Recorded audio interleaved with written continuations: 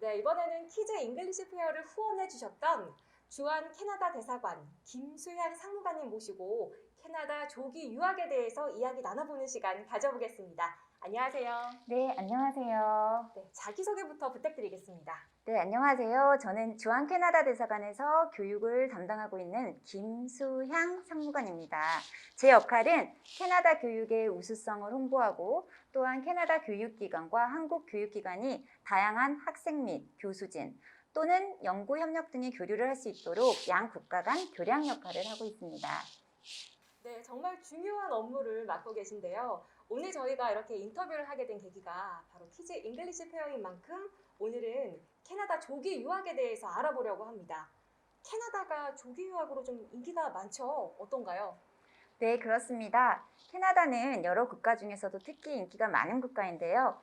제가 말로 그냥 설명을 드리는 것보다는 관련 통계 자료를 먼저 보여드리는 게 좋을 것 같아서 준비해온 도표가 있습니다.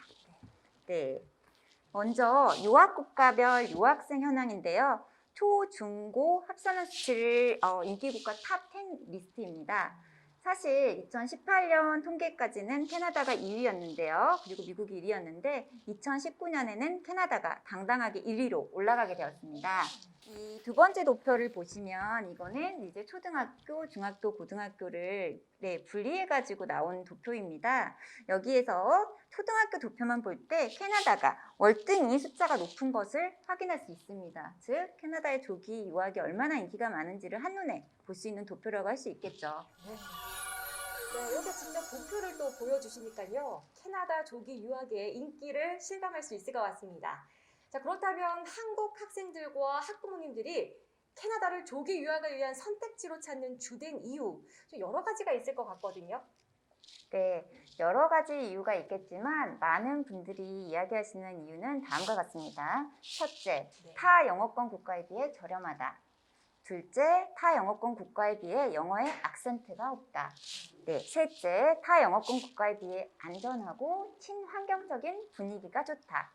넷째, 자녀가 유학을 가는 경우에 부모가 동반 비자를 받아서 함께 캐나다로 갈 수 있다. 다섯째, 인종차별이 상대적으로 적다. 네, 정말 선택할 만한 이유가 여러 가지가 있네요.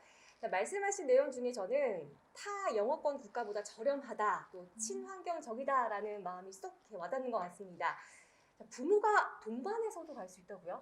네, 그렇습니다. 물론 지금은 코로나로 인하여 여행 제한이 있는 것이 사실이지만 캐나다의 이민법에 따르면 미성년자 학생이 유학을 오게 될 경우에 또한 부모가 희망할 경우에 자녀의 학습기관과 동일한 기간만큼 부모가 합법적으로 캐나다로 체류할 수 있도록 허용해 줍니다.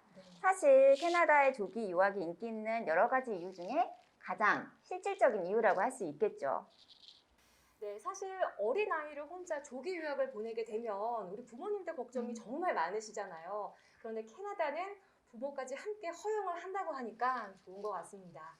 아까 잠깐 인종차별에 대해서도 말씀을 해주셨는데요. 좀 더 구체적으로 말씀 좀 해주세요. 네, 제가 인종차별에 대해서 설명을 하기 전에 먼저 아나운서님께 좀 퀴즈를 내고 싶습니다. 퀴즈? 네, 이게 이제 캐나다 지도인데요. 네. 캐나다가 세계에서 몇 번째로 큰 나라인지 혹시 아실까요? 두 번째 아닌가요? 네, 바로 맞추셨습니다. 네, 세계에서 두 번째로 큰 나라인데요. 두 번째 퀴즈. 캐나다의 수도는 퀴즈가 어디일까요? 많네요. 수도가 밴쿠버? 땡, 토론토? 땡. 어디죠? 네, 이제 이 캐나다 지도를 보시면, 네, 이쪽 브리티시 콜롬비아라는 이제 주에 있는 밴쿠버, 그리고 혹은 온타리오에 있는 토론토라는 도시를 여러분들이 잘 아실 텐데요. 캐나다의 수도는 바로 오타와입니다. 캐나다의 수도 오타와. 꼭 기억하도록 하겠습니다. 네, 제 퀴즈는 끝나지 않았습니다. 아직도요? 네, 하나 더 낼게요. 자, 이렇게 세계에서 두 번째로 큰 땅을 가진 캐나다는 한국에 비해서 몇 배 정도 클 것 같으세요?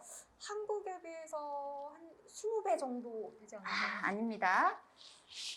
오늘 단위를 높여주세요. 단위를요? 100배? 네, 맞습니다. 자, 여기 지도에서 저쪽 동쪽 끝에 있는 노란색 지도 보이시나요? 네.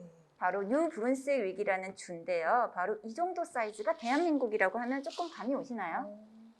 네. 그리고 캐나다는 이렇게 땅은 넓은데 이제 이거는 퀴즈를 안 하고 제가 설명을 드릴게요. 네. 캐나다의 인구는 우리나라 대한민국에 비해서 훨씬 적습니다. 대한민국은 5,200만 정도라면 캐나다는 3,700만 정도. 땅이 그렇게 넓은데. 네네. 여기에 바로 이제 캐나다의 인종차별이 적은 문제 그리고 다민족적인 그런 문화에 대한 이유가 설명이 이제 되는데요. 대한민국에 비해서 캐나다는 역사가 짧습니다. 1867년에 자치령으로 독립이 된 이후 153년 고래로 역사를 가지고 있는데요. 네. 이렇게 역사가 짧은 만큼 많은 캐나다인들은 부모 혹은 조부모가 이민자의 확률이 높습니다. 자, 내 가족이 네. 내 부모가 이민자인데 해외에서 온 해외 유학생들을 인종차별할 수 있을까요? 네, 맞습니다. 그래서 캐나다는 이런 역사적인 이유, 지리학적인 이유, 인구학적인 이유 때문에 네, 상대적으로 해외에 있는 다양한 인종들을 받아들이고 또 캐나다 나라 자체가 다민족주의를 나라의 이념으로 받아들이고 경영하는 사회라고 할 수 있겠습니다. 새로운 사회에서 다른 언어로 공부한다는 것 자체가 엄청난 스트레스일 텐데요. 캐나다에서 학습할 경우에 다민족 문화 덕분에 유학생들이 상대적으로 인종차별을 덜 느끼고 또 더 쉽게 사회와 문화에 동화할 수 있다는 장점이 있겠습니다. 네, 이렇게 퀴즈와 함께 사무관님의 소개를 쫙 들어보니까요. 오늘 캐나다에 대해서 정말 자세하게 알 수 있었던 것 같습니다. 이제 안 까먹을 것 같아요. 자, 캐나다 조기 유학. 더 많은 장점이 또 있을 것 같은데요. 더 소개 좀 해주세요. 네, 제가 사실 제일 좋아하는 이유인데요. 캐나다는 행복한 국가입니다.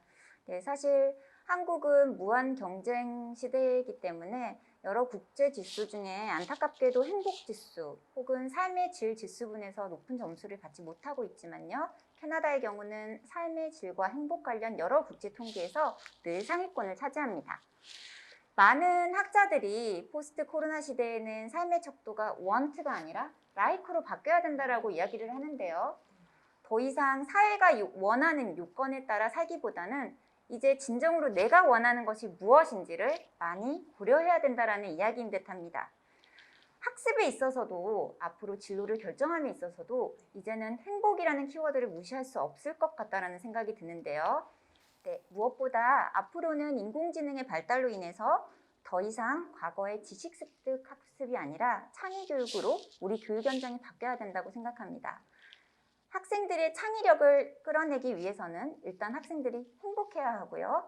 또한 우리 학생들이 진정으로 좋아하고 즐거워할 수 있는 학습을 해야 합니다. 네, 맞습니다. 자, 물론 이제 우리 아이들의 행복, 모든 부모님들이 원하시지만 또 성적을 무시할 수는 없잖아요. 자, 캐나다 교육의 질은 어떤지도 궁금하거든요. 네, 사실 저도 부모로서 아이들의 성적이나 또 직접 학습을 전혀 무시할 수는 없다라는 거 동의합니다. 네, 캐나다 교육질에 대해서도 제가 도표를 하나 준비했습니다. 네. 네, 이거는 이제 그 OECD에서 3년마다 15세 이상 학생들의 읽기, 수학, 과학 능력을 평가하는 피사 학업 성취도 결과라는 건데요. 네. 자, 여기 도표에서 보시면 여기 캐나다 보이시죠? 네. 녹색으로 되어 있는 이 녹색이 가장 이제 점수를 상위권으로 받은 500점 이상 점수를 받은 국가들인데요. 네. 네, 이 녹색 국가에는 캐나다도 포함이 되고 한국도 포함이 되어 있습니다. 사실 한국 같은 경우도 캐나다 못지않게 피사에서 좋은 성적을 받기는 하는데요. 안타깝게도 캐나다와 한국의 차이점이 있는데 뭔지 혹시 맞춰보시겠어요? 글쎄요, 어떤 차이점이 있을까요? 네, 바로 사교육의 유무입니다. 네, 하지만 많은 부모님들이 한국에서 우리 아이들이 공교육뿐만 아니라 사교육까지 병행하며 지쳐가는 모습을 보고 유학을 결심하는 것으로 알고 있습니다. 그런데 아이러니하게도요. 또한 많은 한국 부모님들이 캐나다로 조기 유학을 가시고 방과 후 학습을 캐나다에서도 하시려고 하시고요. 또 캐나다의 학원 없는 문화에 놀라며 불안해하신다고도 합니다. 그래서 제가 꼭 말씀드리고 싶은 것은 제가 앞서 보여드렸던 피사 결과 보시고 너무 염려하지 않으셔도 됩니다. 네, 그리고 또한 많은 학자들이 강압적으로 지식만 쌓는 학습보다는 주체적으로 학생들이 학습을 할 때 창의력, 판단력 부분에서 월등하게 실력이 늘어난다라고 얘기를 합니다. 다시 말씀드리자면 앞으로 우리 아이들이 살아갈 세상에서는 지식을 쌓는 것보다는 지식, 그리고 창의력과 판단력이 더 중요하다라고 할 수 있겠습니다. 네, 오늘 영상 보시면서 캐나다 조기 유학에 좀 관심 가지시는 분들이 많이 계실 것 같은데요. 자, 조기 유학을 준비 중이신 분들을 위해서 좀 도움 받을 만한 사이트가 있다면 소개 부탁드리겠습니다. 네, 마지막으로 두 가지 제가 캐나다의 협회를 소개시켜 드리도록 하겠습니다. 네, 이 사이트를 방문하시면 여러 방식으로 학교를 검색하실 수 있습니다. 각 주별로 혹은 프로그램별로 사용 언어, 영어 또는 불어 또는 예상 학비로 네, 그렇게 검색이 가능하다고 하니까 네, 여러분들이 꼭 방문하셔서 캐나다 국립교육청 찾아보시면 좋을 것 같고요. 두 번째로 안내되어 있는 CAIS라는 협회는 사립학교 관련 사이트입니다. 이제 보통 사립학교를 찾는 분들의 이유를 들어보면요. 부모님이 동반하지 못해서 어린 자녀를 기숙학교에 보내시고 싶은 이유가 대다수인 것 같습니다. 그래서 뭐 공립이 좋다, 사립이 좋다라는 거는 여러분들께서 각자가 주어진 환경에 맞게 네, 선택하시면 될 것 같습니다. 네, 오늘 정말 도움이 될 만한 말씀을 많이 해주셨는데요. 주한 캐나다 대사관 김수향 사무관님과 함께 캐나다 조기 유학에 대해서 정말 자세히 알아보는 알찬 시간이었습니다.